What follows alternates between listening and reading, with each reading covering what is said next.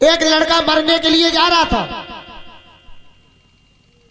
अपने घर से तंग आकर के, क्योंकि वो कुछ काम धंधा नहीं, पढ़ा लिखा नहीं था और काम भी नहीं करता था। घर वाले भी बहुत दुखी थे। घर वालों की ताने सुन सुन के वो भी तंग आ गया और तंग आकर के उसने सोचा अब तो मेरा मर जाना ही अच्छा है, इसके अलावा अब दूसरा कोई चारा नहीं है। ए जीजी, ए बिटिया,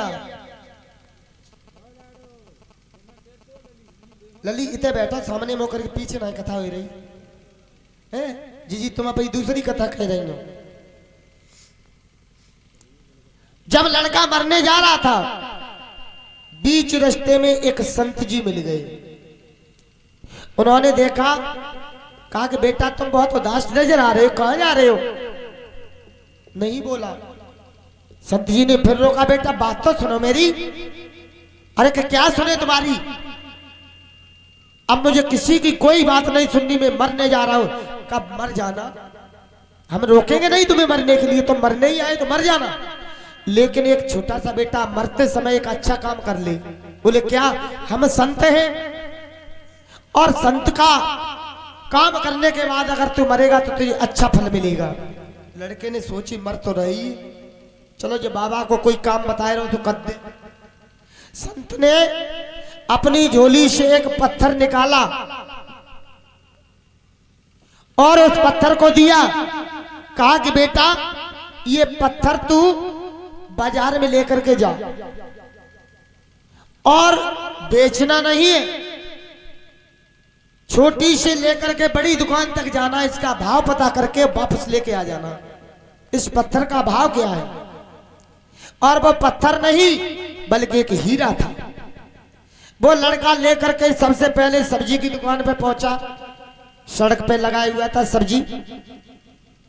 भैया ये पत्थर ले गए आप, अब बेच रहे हैं। सब्जी वाले ने देखा पत्थर तो अच्छा है, चमकीला है, चलो अभी तक हम ईट बांट के उससे तोल रहे थे सब्जी, चलो ये चमकीला पत्थर इससे तोलने लग जाएंगे। उसने कहा इसके मैं तुम्हें 10 किलो आलू दे सकता हूं। क्या बोला?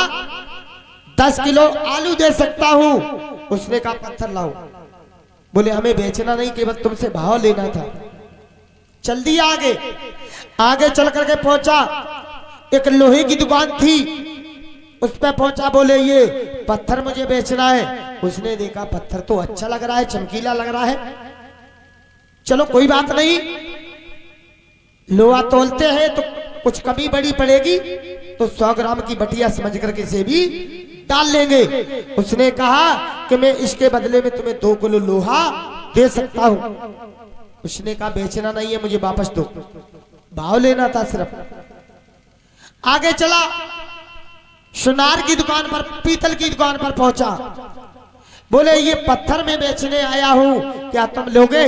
उसने देखा ये पत्थर तो मालूम पड़ रहा जैसे हीरा होता है, हो सकता है हीरा भी हो सकता है।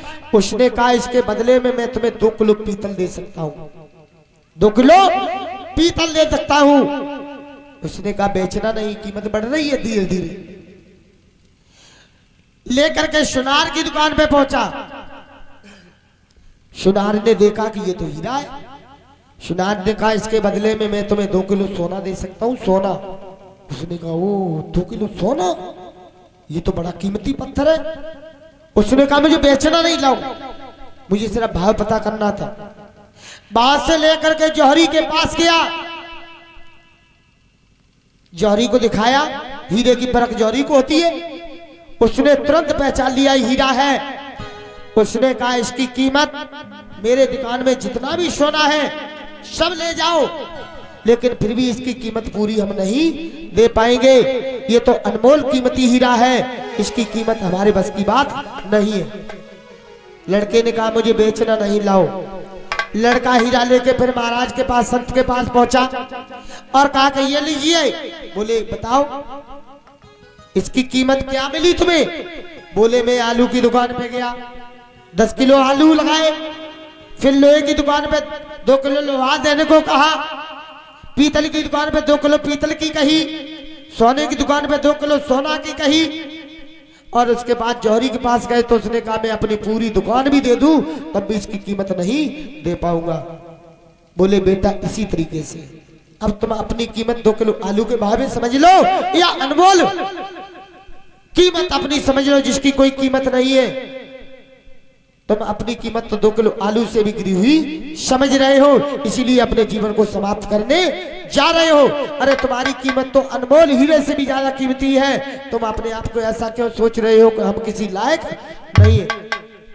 अरे जमीन पर पड़ा हुआ पत्थर, जमीन पे पड़ा हुआ पत्थर भी किसी दिन कील ठोकने के काम आ जाता है।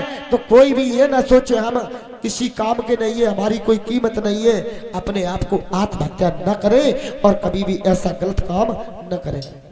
हर इंसान कीमती है।